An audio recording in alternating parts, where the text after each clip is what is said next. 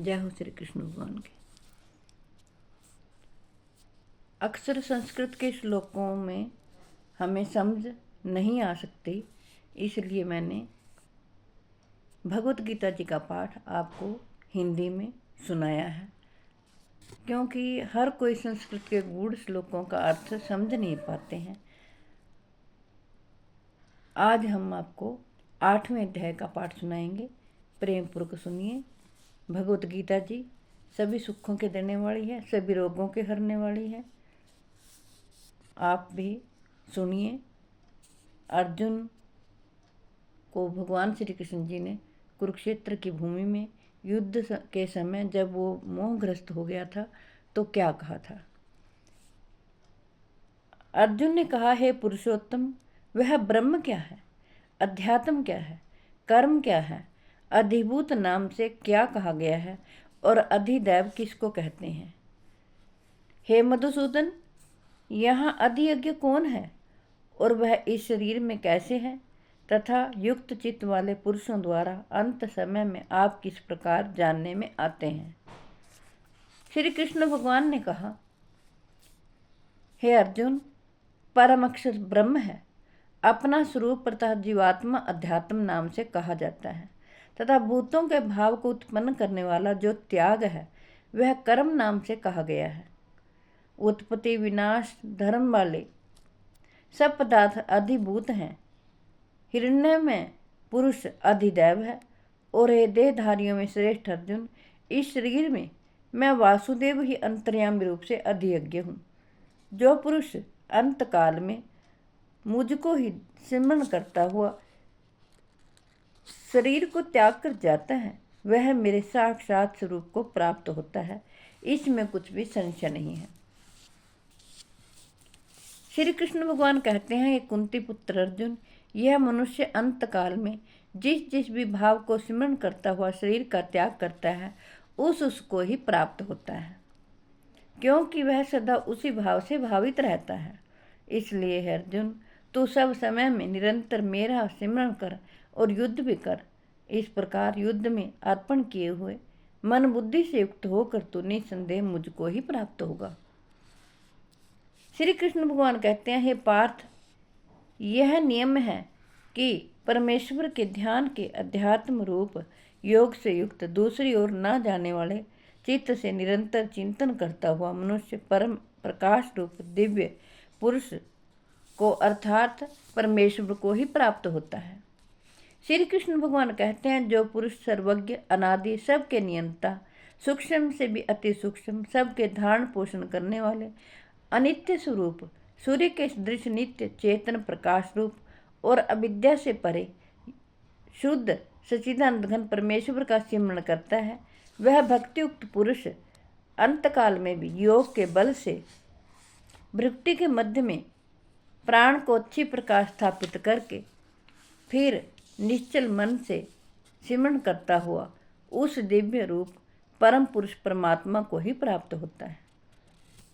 श्री कृष्ण भगवान कहते हैं, वेद के जानने वाले विद्वान जिस सच्चिदानंद घन रूप परम पद को अविनाशी कहते हैं, आसक्ति रहित यतनशील सन्यासी महात्मा जन जिसमें प्रवेश करते हैं और जिस परम पद को चाहने वाले ब्रह्मचारी लोग ब्रह्मचर्य का आचरण करते हैं, उस परम पद को मैं तेरे लिए संक्षेप से कहूँगा।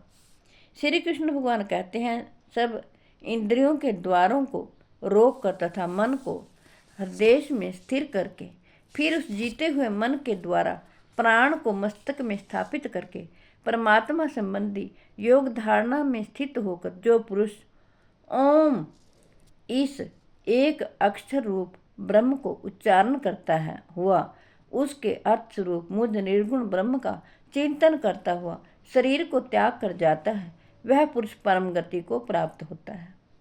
श्री कृष्ण भगवान कहते हैं, अर्जुन, जो पुरुष मुझ में अनन्य चित्त होकर सदा ही निरंतर मुझ पुरुषोत्तम को सिमरण करता है, उस नित्य निरंतर मुझ में युक्त हुए योगी के लिए मैं सुलभ हूँ, अर्थात उसे सहज ही प्राप्त हो जाता हूँ। श्री कृष्ण भगवान कहते हैं, परम सिद्धि को प्राप्त महात्मा जन मुझको प्राप्त होकर दुखों के घर एवं क्षण भंगुर पुनर्जन्म को नहीं प्राप्त होते।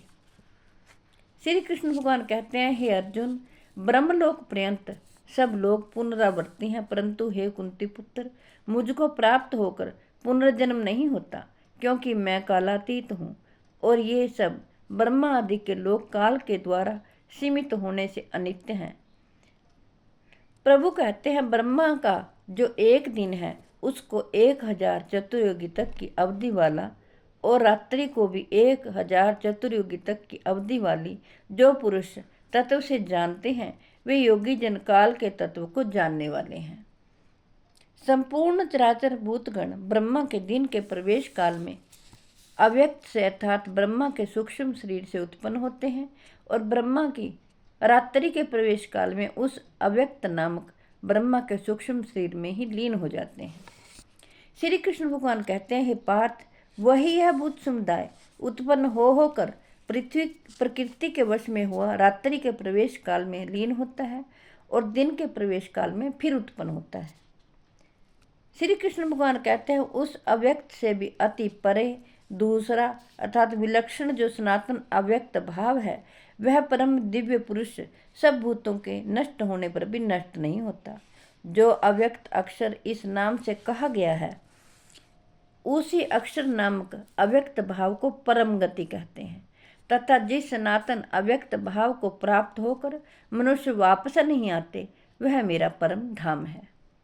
श्री कृष्ण भगवान कहते हैं, हे पार्थ, इस परमात्मा के अंतर्गत सर्वभूत हैं, और जिस सच्चिदानंद घन परमात्मा से यह समस्त जगत परिपूर्ण है, वह सनातन अव्यक्त परम पुरुष तो अनन्य भक्ति से ही प्राप्त होने योग्य है। हे अर्जुन, जिस काल में शरीर त्याग कर गए हुए योगी जन तो वापस न लौटने वाली गति को, और जिस काल में गए हुए वापस लौटने वाली गति को ही प्राप्त होते हैं, उस काल को अर्थात दोनों मार्गों को कहूँगा। श्री कृष्ण भगवान कहते हैं, जिस मार्ग में ज्योतिर्मय अग्नि अभिमानी देवता है, दिन का अभिमानी देवता है, शुक्ल पक्ष का अभिमानी देवता है, उत्तरायण के 6 महीनों का अभिमानी देवता है, उस मार्ग में मर कर गए हुए ब्रह्मवेता योगी जन उपयुक्त देवताओं द्वारा कर्म से ले जाए जाकर ब्रह्म को प्राप्त होते हैं। जिस मार्ग में धूमाभिमानी देवता है, रात्रि अभिमानी देवता है तथा कृष्ण पक्ष का अभिमानी देवता है, और दक्षिणायन के 6 महीनों का अभिमानी देवता है, उस मार्ग में मर कर गया हुआ सकाम कर्म करने वाला योगी उपयुक्त देवताओं द्वारा कर्म से ले गया हुआ चंद्रमा की ज्योति को प्राप्त होकर स्वर्ग में अपने शुभ कर्मों का फल भोग कर वापस आता है। क्योंकि जगत के 2 प्रकार के शुक्ल और कृष्ण अर्थात देवयान और पितृयान मार्ग सनातन माने गए हैं।